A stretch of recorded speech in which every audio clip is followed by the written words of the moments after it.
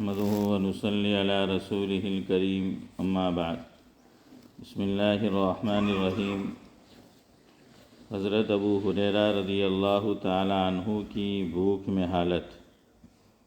حضرت ابو ہریرہ رضی اللہ عنہ ایک مرتبہ کتان کے کپڑے میں ناک صاف کر کے فرمانے لگے، کیا کہنے ابو ہریرہ کے آج کتان کے کپڑے میں ناک صاف کرتا ہے، حالانکہ مجھے وہ زمانہ بھی یاد ہے جب حضور اکرم صلی اللہ علیہ وسلم کے منبر اور حجرے کے درمیان بے ہوش پڑا ہوا ہوتا تھا اور لوگ مجنون سمجھ کر پاؤں سے گردن دباتے تھے، حالانکہ جنون نہیں تھا بلکہ بھوک تھی۔ فائدہ یعنی بھوک کی وجہ سے کئی روز کا فاقہ ہو جاتا تھا، بے ہوشی ہو جاتی تھی اور لوگ سمجھتے تھے کہ جنون ہو گیا۔ کہتے ہیں کہ اس زمانے میں مجنون کا علاج گردن کو پاؤں سے دبانے سے کیا جاتا تھا۔ حضرت ابو ہریرہ رضی اللہ عنہ بڑے صابر اور قانع لوگوں میں تھے، کئی وقت فاقے میں گزر جاتے تھے۔ حضور صلی اللہ علیہ وسلم کے بعد اللہ تعالیٰ نے فتوحات فرمائی تو ان پر توانگری آئی۔ اس کے ساتھ ہی بڑے عابد تھے، ان کے پاس ایک تھیلی تھی جس میں کھجور کی گٹھلیاں بھری رہتیں، اس پر تسبیح پڑھا کرتے۔ جب وہ ساری تھیلی خالی ہو جاتی تو باندھی اس کو پھر بھر کر پاس رکھ دیتی۔ ان کا یہ بھی معمول تھا کہ خود اور بیوی اور خادم 3 آدمی رات کے 3 حصے کر لیتے اور نمبر وار ایک شخص تینوں میں سے عبادت میں مشغول رہتا۔ میں نے اپنے والد صاحب علیہ الرحمہ سے سنا کہ میرے دادا جان کا بھی تقریباً یہی معمول تھا کہ رات کو 1 بجے تک والد صاحب مطالعے میں مشغول رہتے۔ 1 بجے دادا جان تہجد کے لیے اٹھتے تو تقاضا فرما کر والد صاحب کو سلا دیتے اور خود تہجد میں مشغول ہو جاتے، اور صبح سے تقریباً پون گھنٹہ قبل میرے تائی صاحب کو تہجد کے لیے جگا دیتے اور خود اتباع سنت میں آرام فرماتے۔ اللہم ارزقنی اتباعہم، آمین۔ حضرت ابو بکر صدیق رضی اللہ عنہ کا بیت المال سے وظیفہ۔ حضرت ابو بکر صدیق رضی اللہ عنہ کے یہاں کپڑے کی تجارت ہوتی تھی اور اسی سے گزر اوقات تھا۔ جب خلیفہ بنائے گئے تو حسب معمول صبح کو چند چادریں ہاتھ پر ڈال کر بازار میں فروخت کے لیے تشریف لے چلے۔ راستے میں حضرت عمر رضی اللہ عنہ ملے، پوچھا کہاں چلے؟ فرمایا بازار جا رہا ہوں۔ حضرت عمر رضی اللہ عنہ نے عرض کیا کہ اگر تم تجارت میں مشغول ہو گئے تو خلافت کے کام کا کیا ہوگا؟ فرمایا پھر گھر والوں کو کہاں سے کھلاؤں؟ عرض کیا کہ حضرت ابو عبیدہ رضی اللہ عنہ جن کو آقا نے امین ہونے کا لقب دیا ہے ان کے پاس چلیں، وہ آپ کے لیے بیت المال سے کچھ مقرر کر دیں گے۔ دونوں حضرات ان کے پاس تشریف لے گئے تو انہوں نے ایک مہاجر کو جو اوسطاً ملتا تھا نہ کم نہ زیادہ وہ مقرر فرما دیا۔ ایک مرتبہ بیوی نے درخواست کی کہ کوئی میٹھی چیز کھانے کو دل چاہتا ہے۔ حضرت نے فرمایا کہ میرے پاس تو دام نہیں کہ خریدوں۔ اہلیہ نے عرض کیا کہ ہم اپنے روز کے کھانے میں سے تھوڑا بچا لیا کریں، کچھ دنوں میں اتنی مقدار ہو جائے گی۔ آپ رضی اللہ عنہ نے اجازت فرما دی۔ اہلیہ نے کئی روز میں کچھ تھوڑے سے پیسے جمع کیے۔ آپ نے فرمایا کہ تجربے سے یہ معلوم ہوا کہ اتنی مقدار ہمیں بیت المال سے زیادہ ملتی ہے، اس لیے جو اہلیہ نے جمع کیا تھا وہ بھی بیت المال میں جمع فرما دیا، اور آئندہ کے لیے اتنی مقدار جتنا انہوں نے روزانہ جمع کیا تھا اپنی تنخواہ میں سے کم کر دیا۔ فائدہ، اتنے بڑے خلیفہ اور بادشاہ پہلے سے اپنی تجارت بھی کرتے تھے اور وہ ضروریات کو کافی بھی تھی، جیسا کہ اس اعلان سے معلوم ہوتا ہے جو بخاری شریف میں حضرت عائشہ رضی اللہ عنہا سے مروی ہے کہ جب حضرت ابو بکر رضی اللہ عنہ خلیفہ بنائے گئے تو آپ رضی اللہ عنہ نے فرمایا کہ میری قوم کو یہ بات معلوم ہے کہ میرا پیشہ تجارت میرے گھر والوں کو ناکافی نہیں تھا، لیکن اب خلافت کی وجہ سے مسلمانوں کے کاروبار میں مشغولی ہے، اس لیے بیت المال سے میرے گھر والوں کا کھانا مقرر ہوگا۔ اس کے باوجود حضرت ابو بکر رضی اللہ عنہ کا وصال ہونے لگا تو حضرت عائشہ رضی اللہ عنہا کو وصیت فرمائی کہ میری ضرورتوں میں جو چیزیں بیت المال کی ہیں وہ میرے بعد آنے والے خلیفہ کے حوالے کر دی جائیں۔ حضرت انس رضی اللہ عنہ فرماتے ہیں کہ آپ کے پاس کوئی دینار یا درہم نہیں تھا، ایک اونٹنی دودھ کی، ایک پیالہ، ایک خادم تھا، بعض روایات میں ایک اوڑھنا، ایک بچھونا بھی آیا ہے۔ یہ اشیاء جب حضرت عمر رضی اللہ عنہ کے پاس نیابت میں پہنچی تو آپ نے فرمایا کہ اللہ تعالیٰ ابو بکر پر رحم فرمائیں کہ اپنے سے بعد والے کو مشقت میں ڈال گئے۔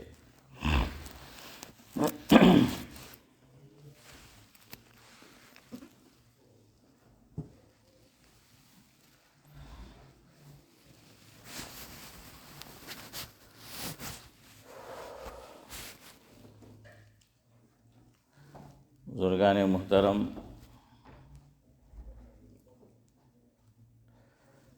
کہتے جسے شیطان ہے وہ دشمن انسان ہے، اور صرف دشمن جاں ہی نہیں بلکہ دشمن ایمان ہے، چونکہ ہے خود بھی گمراہ اس لیے سجاتا بری راہ ہے۔ قرآن کریم چونکہ ہے ہدایت کی کتاب تو دکھاتی وہ سیدھی راہ ہے۔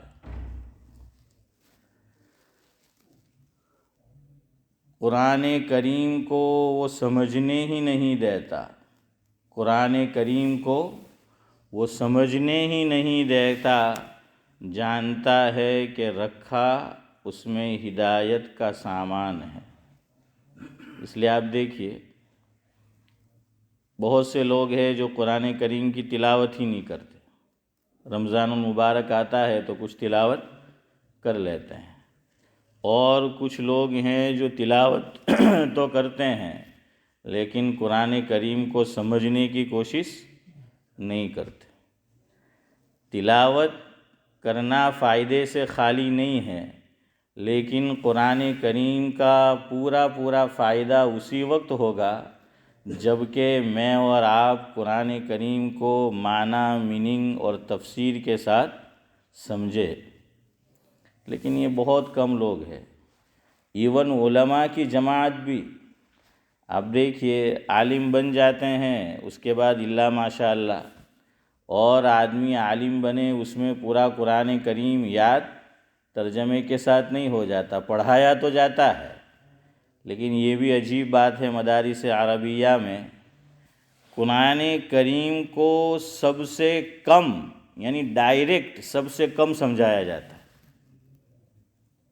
نحو پڑھایا جائے گا، صرف پڑھایا جائے گا، فقہ کی بے شمار کتابیں ہیں، احادیث کی کئی کتابیں ہیں، لیکن قرآن کریم آپ دیکھیں گے کہ جب 2 سال باقی رہ جاتے ہیں، یعنی عربی ششم جسے مشکات کا درجہ بھی کہتے ہیں، تو اس میں حافظ امتیاز کو پتہ ہے کہ جلالین پڑھائی جاتی ہے، اب شروع ہو رہا ہے، اور کچھ مدارس میں ہدایہ کے اندر ترجمہ قرآن اور پھر جلالین۔ اور وہ بھی جس طرح اس کا حق ادا ہونا چاہیے ادا نہیں ہوتا۔ اس لیے عام طور پر آپ علماء کو بھی دیکھ لیجئے، ترجمے سے ناواقفیت ہوتی ہے، چونکہ جس طرح پڑھایا جانا چاہیے تھا وہ پڑھایا ہی نہیں جاتا اور پڑھا ہی نہیں جاتا۔ اور شیطان یہی چاہتا ہے کہ مسلمان قرآن کریم کو سمجھ کر نہ پڑھے، کیونکہ سمجھ کر پڑھے گا تو اس کی کیفیت کچھ اور ہی ہوگی۔ اور مفکر اسلام حضرت مولانا سید ابو الحسن علی میاں ندوی رحمۃ اللہ علیہ فرماتے تھے، جس کا مفہوم یہ ہے کہ جس مسلمان نے قرآن کریم کو سمجھ کر میننگ کے ساتھ اور تفسیر اور تفصیل کے ساتھ جس طرح اس کو پڑھنا چاہیے، سمجھنا چاہیے، پڑھ لیا، سمجھ لیا، وہ کچھ بھی بن سکتا ہے مگر بے ایمان نہیں بن سکتا، یعنی ایمان نہیں چھوڑ سکتا۔ بے ایمان کا مطلب یہاں وہ چیٹنگ نہیں ہے، یہاں مطلب ہے کہ ایمان نہیں چھوڑ سکتا، وہ گمراہی کی طرف کہ ایمان کو چھوڑ دے، خیر بات کہہ دے، ہو ہی نہیں سکتا اگر کسی نے قرآن کریم کو میننگ کے ساتھ اور سمجھ کر پڑھ لیا۔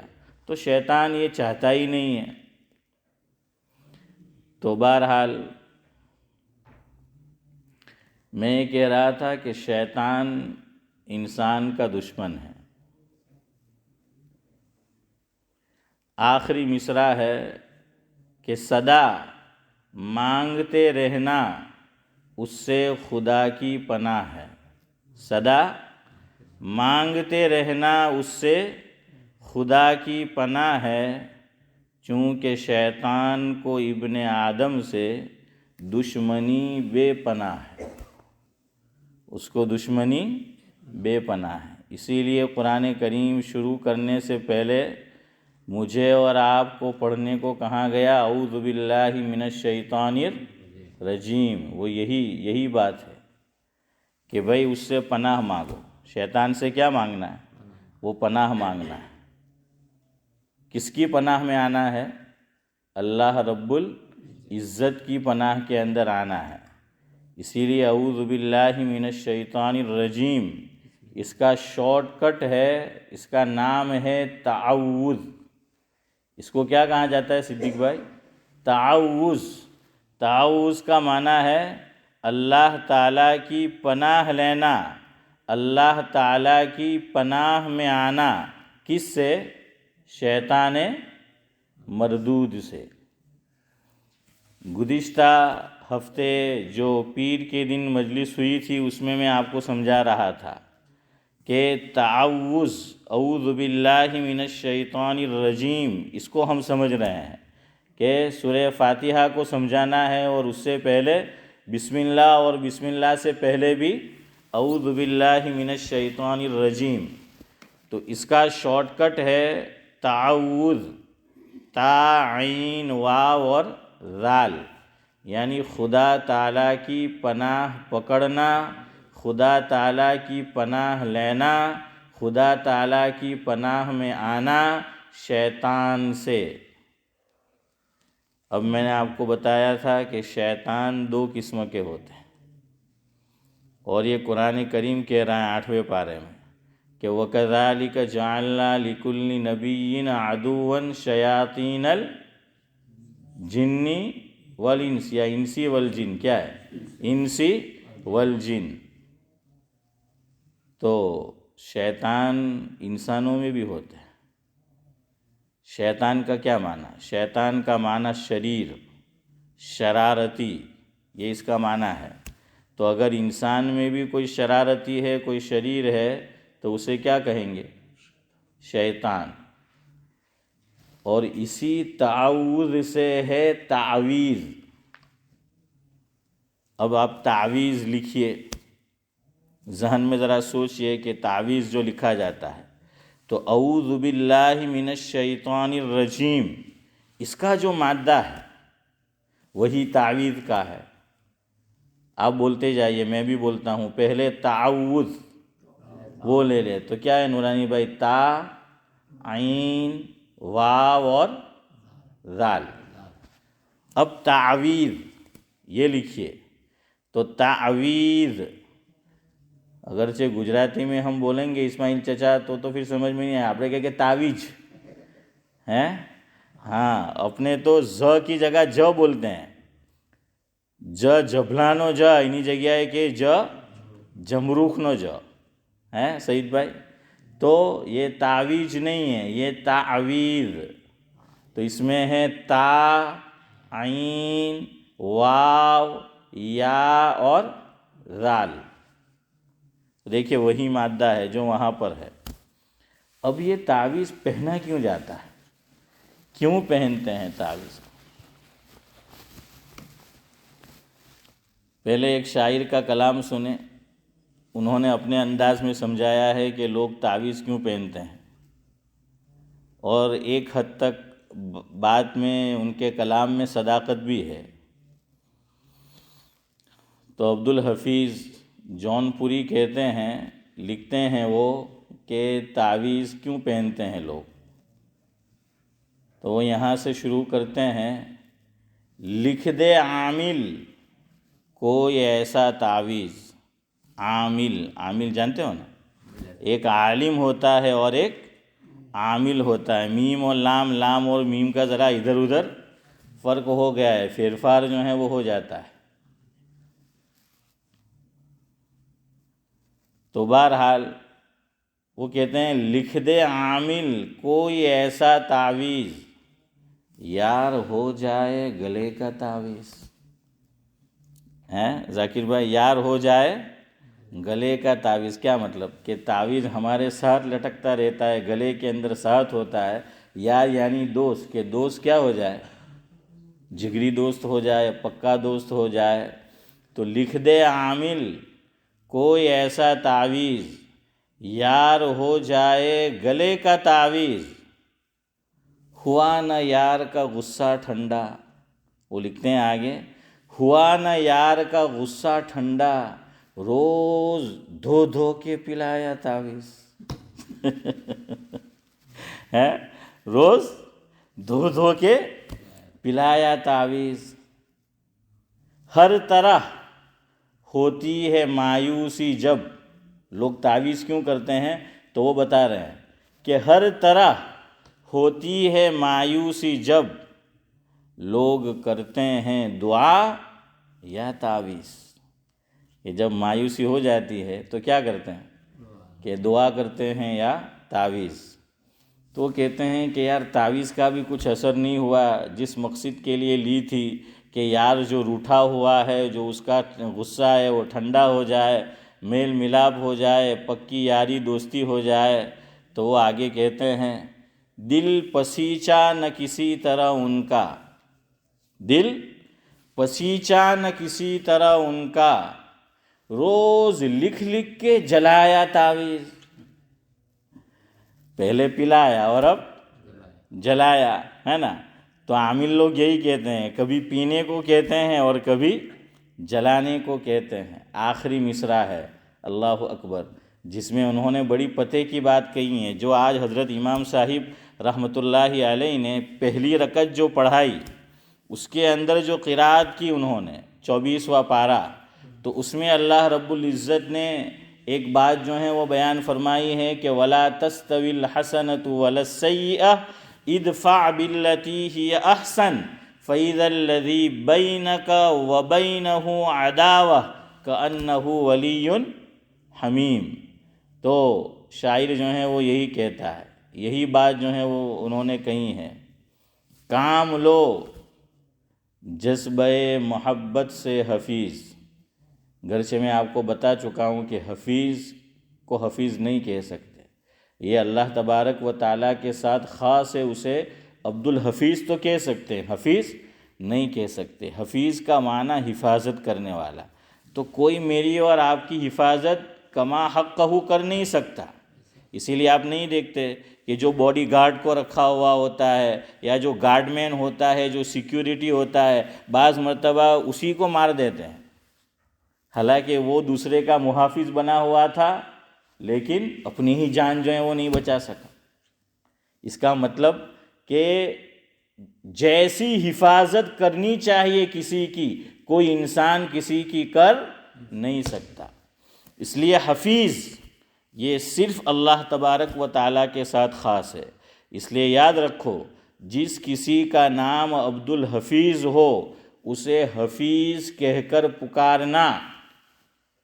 صاحب معارف القرآن، سابق مفتی اعظم پاکستان حضرت مولانا مفتی محمد شفیع صاحب نور اللہ مرقدہ نے ایک جگہ تحریر فرمایا ہے، جس کا مفہوم اور خلاصہ یہ ہے کہ بعض اسمائے حسنہ اللہ تبارک و تعالیٰ کے نام، خاص طور سے صفاتی نام، کہ جو صفت صرف اور صرف اللہ تبارک و تعالیٰ کے ساتھ خاص ہے، کسی انسان کو اس صفت سے پکارو گے تو یہ گناہ کبیرہ ہوگا۔ ہاں، عبد الرحیم میں نے آپ کو بتایا تھا، کسی کا نام ہے اسے آپ رحیم بھائی کہہ کر بلاؤ تو کوئی حرج نہیں، چونکہ وہ صفت انسان میں پائی جاتی ہے۔ اور اللہ رب العزت نے قرآن کریم کے اندر مخلوق کے لیے یہ صفت رحیم یہ استعمال فرمائی۔ کسی کا نام عبد الرؤوف ہے، اسے حافظ صاحب رؤوف کہہ کر پکارو تو پکار سکتے ہیں۔ کیوں؟ اللہ تعالیٰ نے یہ صفت اپنے علاوہ حضرت نبی کریم صلی اللہ علیہ وسلم کے جو مخلوق ہے، گرچہ سب سے اعلیٰ درجہ ہے آپ کا، لیکن ہے تو مخلوق، تو اللہ تعالیٰ نے یہ صفت رؤوف اور صفت رحیم اللہ کے نبی صلی اللہ علیہ وسلم کے لیے قرآن کریم میں استعمال فرمایا۔ قرآن کریم میں ہے لَقَدْ جَاءَكُمْ رَسُولٌ مِّنْ أَنفُسِكُمْ عَزِيزٌ عَلَيْهِ مَا عَنِتُّمْ حَرِيصٌ عَلَيْكُمْ بِالْمُؤْمِنِينَ رؤوف رحیم۔ تو دیکھیے، رؤوف بھی استعمال فرمایا حضور کے لیے اور رحیم بھی استعمال فرمایا، حالانکہ وہ نام اللہ تبارک و تعالیٰ کا صفتی نام ہے، لیکن اللہ تعالیٰ نے اس کو جو ہے وہ استعمال فرمایا۔ پتہ چلا کہ اگر کوئی مسلمان عبد الرؤوف کو رؤوف کہہ کر پکارتا ہے، عبد الرحیم کو رحیم کہہ کر پکارتا ہے تو جائز ہے، لیکن عبد الخالق کو خالق کہہ کر پکارنا، عبد الرزاق کو رزاق کہہ کر پکارنا، عبد القادر کو قادر کہہ کر پکارنا، عبد الصمد کو صمد کہہ کر پکارنا، عبد الرحمن کو رحمان کہہ کر پکارنا، یہ گناہ کبیرہ ہے۔ اور حضرت نے آگے ایک جملہ لکھا کہ گناہ بھی صدیق بھائی کیسا، جس میں کوئی لذت نہیں، گناہ بے لذت، اس کا نام رکھا ہے گناہ بے لذت۔ لیکن ابھی میری بات پوری نہیں ہوئی، ورنہ آپ سوچو کہ مول صاحب کیسی بات کر رہے، گناہ میں کبھی لذت ہو سکتی ہے؟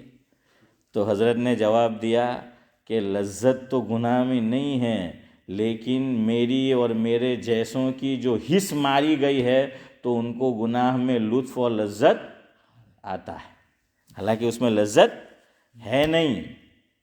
جیسے کوئی بیمار ہو، دوائی پیتا رہتا ہو، اسے آپ میٹھا کھانا کھلائے، لیکن اس کا منہ یہ کہتا ہے کہ یہ چیز تو کڑوی ہے نا، وہ کہتا ہے کہ یار تم نے اتنا کڑوا بنایا، یہ کڑوی چیز جو ہے تم مجھے کھلا رہے ہو، تو وہ جو ہے کڑوا سمجھتا ہے، وہ چیز کڑوی نہیں ہے، لیکن اس کا جو مزہ ہے، جو ٹیسٹ ہے، وہ بدل گیا ہے۔ تو اسی طرح گناہ میں لذت نہیں ہے، لیکن انسان کی جو حس ہے، جو مزاج اور مذاق ہے، وہ بدل جاتا ہے، تو اس کو اس میں کیا آتا ہے؟ لذت۔ جیسے میوزک ہے، آدمی سنتا ہے، اس کو لذت آتی ہے۔ غیر محرم خوبصورت ہے، اس کو دیکھتا ہے، عورت کو یا عورت مرد کو، اسے لطف آتا ہے۔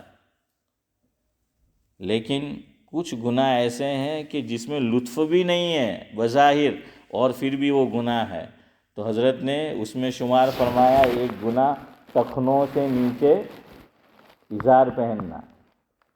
کوئی بھی چیز آپ ٹخنوں سے نیچے پہنیں تو وہ کیا ہوگا؟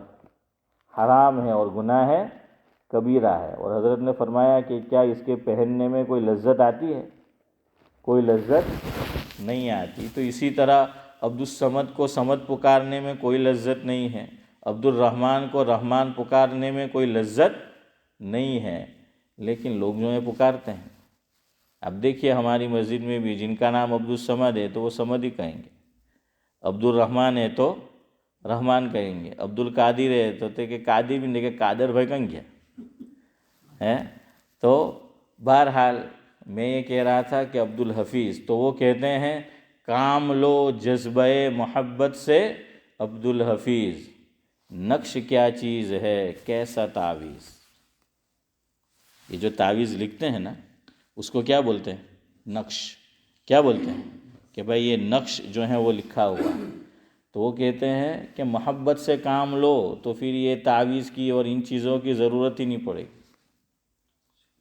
شوہر چاہتا ہے کہ بیوی میری مٹھی میں رہے اور مجھ سے پیار محبت کرے، اور بیوی چاہتی ہے کہ شوہر بھی میری مٹھی میں رہے. دونوں طرف سے ہی ہوتا ہے ہاں، دونوں یہ چاہتے ہیں کہ بھائی یہ میرے جو ہیں وہ قبضے میں رہے پھول.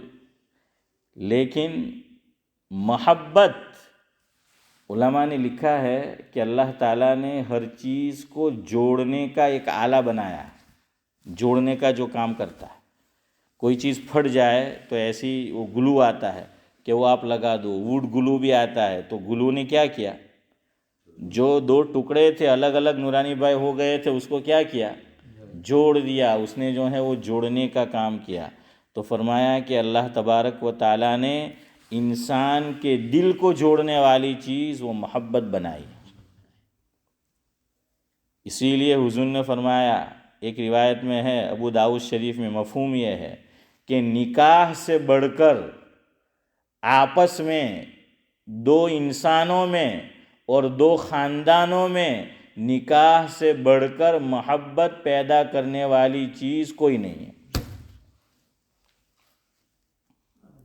لم ترى یا لم ترى ہے للمتحابین مثل النکاح او کما قال علیہ الصلاۃ والسلام. یہ الفاظ حضور کے.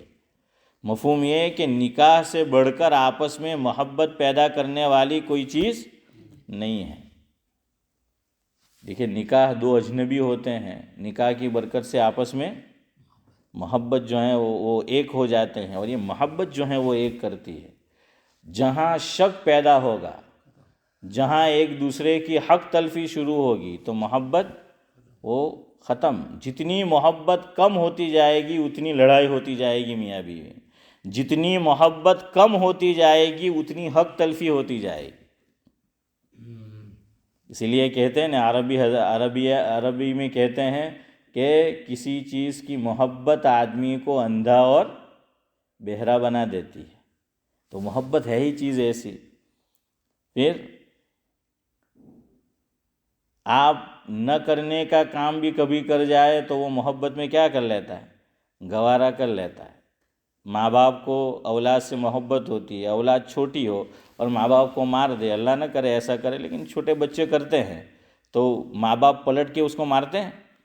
نہیں مارتے، بلکہ ہاتھ لے کے اور کہتے کہ اور مار ہیں. ایک طرف مارا ہے کہ دوسری طرف جو ہے وہ مار. کیوں؟ اس لیے کہ محبت ہے اس سے.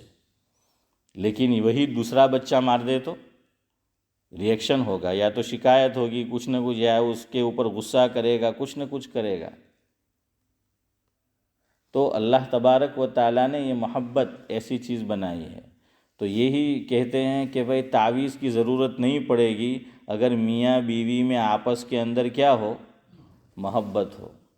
حضور صلی اللہ علیہ وسلم سے پوچھا گیا، روایت میں مفہوم ہے، انشاءاللہ 15 تک ختم کرتے ہیں 5-7 منٹ میں، کہ حضور سے پوچھا گیا کہ حضرت ہم کس سے نکاح کریں، کون سی عورت سے نکاح کریں ہم؟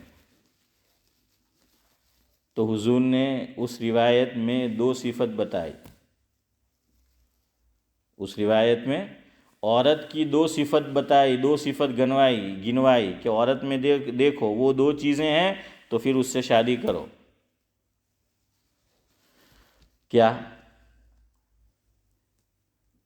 تزوج الولود الودود،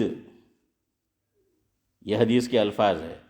ولودل، واو لام واو دال، اور آگے ہیں ودود، واو دال واو اور دال، تو تقریباً جو ہیں ایک ہی طرح کے الفاظ ہے، بہت معمولی سا فرق ہے۔ تو فرمایا کہ ایسی عورت سے نکاح کرو جو خوب محبت کرنے والی ہو اور زیادہ بچے جننے والی ہو۔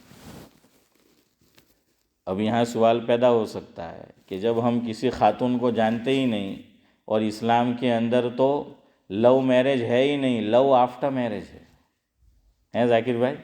اسلام میں لو میرج نہیں ہے، اسلام میں لو آفٹر میرج ہے۔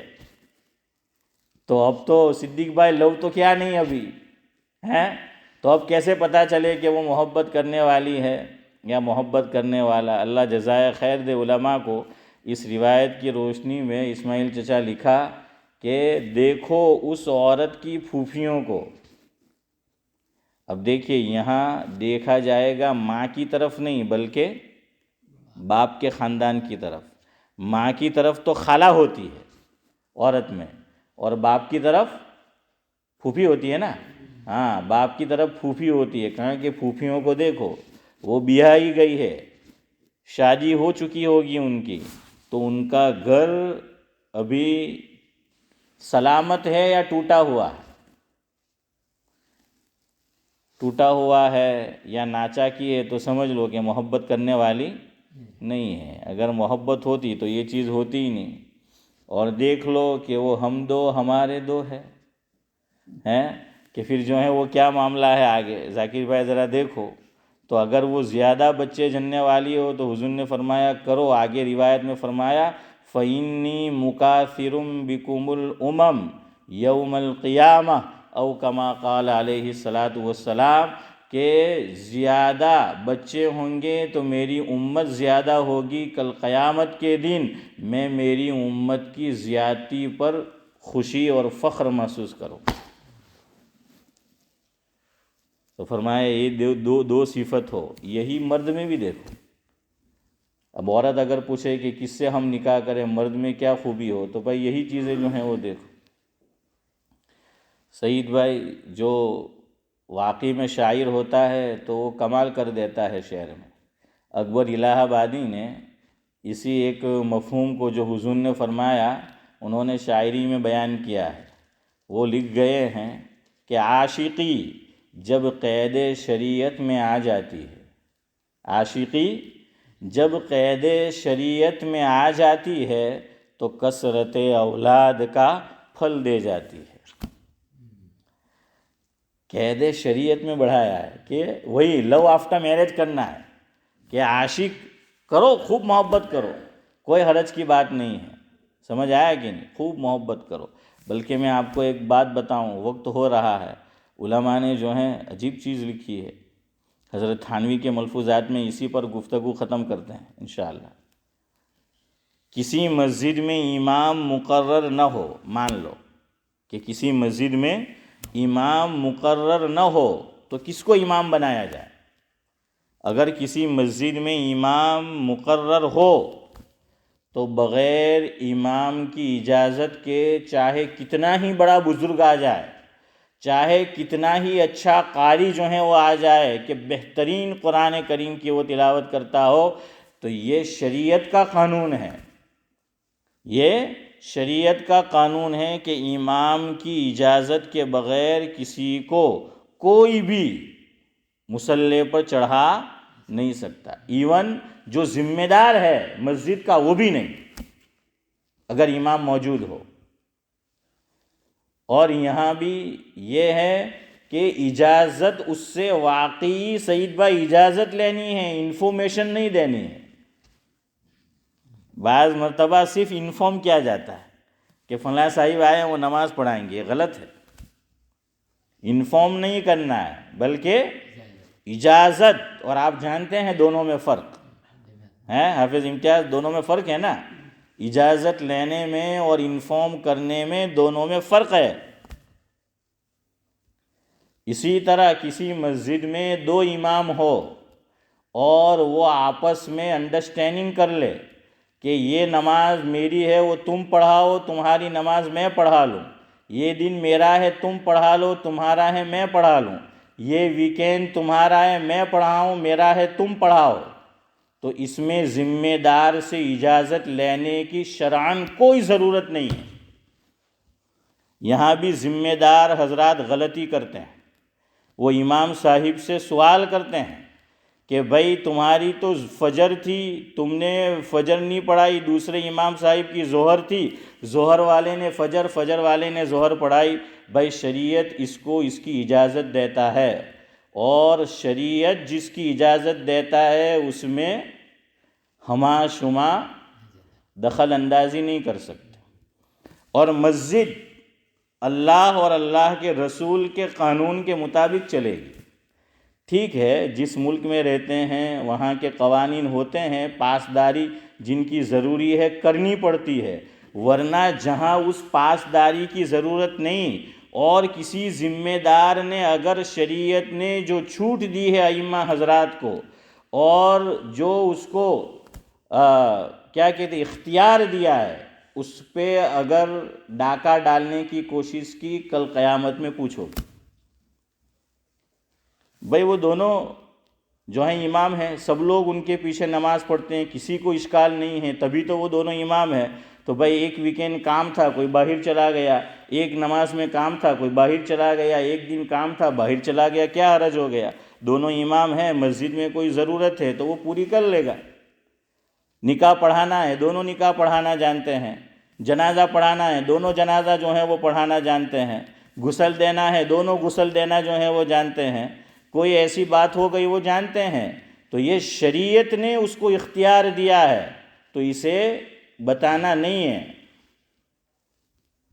بہرحال میں آپ کو یہ بتا رہا تھا کہ جس مسجد کے اندر امام جو ہیں وہ موجود نہ ہو، اور ویسے ہی جیسے پہلے ہمارے یہاں انڈیا میں ہوتا تھا، اب تو بہت کم ہوتا ہے، کہ کچھ مسجدیں موٹر وے پر ہوتی تھی، ہے نا، وہاں کوئی امام نہیں ہوتا تھا نا سعید بھائی، پرانے دور میں، کہ سب آتے تھے راہگیر اور کیا کرتے تھے، نماز پڑھ کے صدیق بھائی چلے جاتے تھے۔ اسی لیے فقہا نے ایک اور مسئلہ لکھا ہے، وقت ہو گیا ہے، انشاءاللہ یہ بات آئندہ مجلس میں بتائیں گے، آئندہ ہفتے انشاءاللہ۔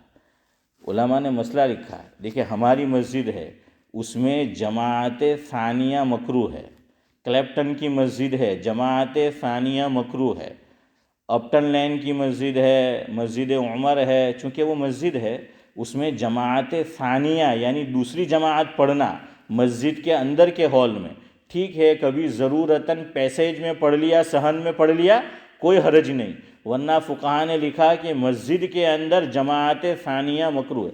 ثانیہ تو سمجھتے ہیں نا کہ دوسری مرتبہ واپس جماعت کرنا، یہ مکروہ ہے۔ اس لیے کبھی جنازے کے لیے ہم قبرستان گئے ہیں اور پھر لوٹے یا جلدی جانا ہے تو نماز کہاں پڑھ لو؟ صحن میں پڑھ لو، مسجد کے اندرونی حصے میں مت پڑھو۔ ہاں جو راوت کارنر ہے، اسی طرح جو مسجد عثمان ہے، یہ کیا نام ہے، آل انڈیا روڈ، تو وہ بھی مصلی ہے، وہ مسجد نہیں ہے، میں نے پوچھا تھا ان سے، تو مصلی اگر ہے تو اس میں دو جماعت ہو سکتی ہے، کوئی حرج نہیں، چونکہ وہ مسجد نہیں ہے، مسجد کے احکام جاری نہیں ہوتے۔ لیکن ایک مسجد ایسی ہے جس میں جماعت ثانیہ کیا بلکہ تیسری جماعت، چوتھی جماعت، پانچویں جماعت، جتنی بھی جماعت سے پڑھنا چاہے پڑھ سکتے ہیں۔ وہ کون سی مسجد؟ کہ جو موٹر وے کے اوپر ہوتی ہے، اور اس میں لیکن یہ شرط ہے کہ وہاں اس مسجد میں کوئی امام باقاعدہ مقرر نہ ہو۔ تو ہوتا تھا پہلے ایسا کہ کوئی مقرر، چھوٹی سی مسجد ہوتی تھی وہ، تو لوگ آتے تھے اور جماعت سے نماز پڑھ کے ایک جماعت آئی چلی گئی، دوسری آئی چلی گئی، تیسری آئی جو ہیں وہ چلی گئی، تو اس طرح سے ہوتا تھا۔ بہرحال جو کچھ کہا سنا گیا قابل عمل باتوں پر اللہ تبارک و تعالی ہمیں جو ہے وہ عمل کی توفیق نصیب فرمائے۔ سبحان اللہ و بحمدہ، سبحانک اللہم و بحمدک، نشہد ان لا الہ الا انت، نستغفرک و نتوب الیک۔